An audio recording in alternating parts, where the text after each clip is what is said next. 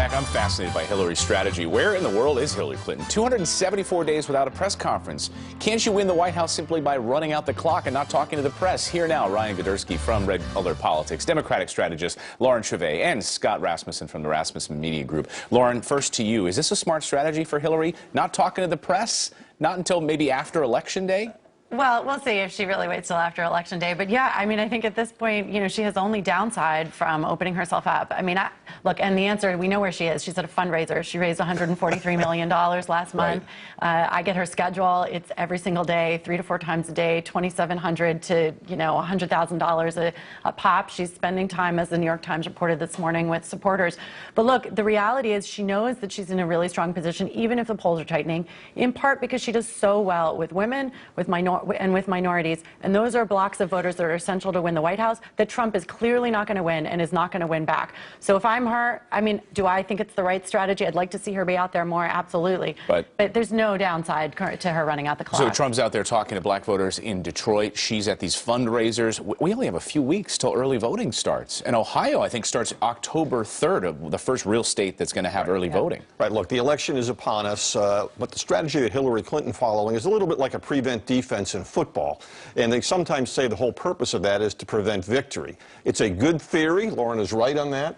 But it requires really skillful execution. And the reason is because a lot of issues about the foundation, the emails, the FBI report are likely to come up for the first time in a presidential debate with the largest audience of the entire campaign season. Hillary Clinton may not be ready for that. So is that a smart move? Wait till really the first debate. We're going to see Hillary back out there in front of everyone post-Labor Day and early voting. She's going to do that first debate, I think, when early voting begins. Yeah, there are two Americas. The America that's rich enough to meet Hillary Clinton at fundraisers, and then the America who doesn't know anything that's going on besides her surrogates talking.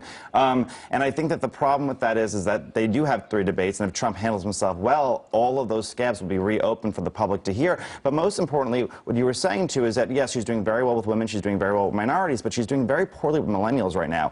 According to the Red Color Politics millennial tracker, she's at 42%. She's down 20 points from where Obama was. And that's a significant loss in the Obama coalition. So do millennials just stay home? No, I don't think that. Well, look, first of all, anyway, millennials have historically not been showing up to the polls as much as they should. I'd like to see them get more engaged and turn up. But I think, look, on social issues, I don't think there's any question she's winning millennials. I mean, Trump picked a running mate who is vehemently against gay rights. And when you look at the majority, even conservative, even Republican millennials support gay rights.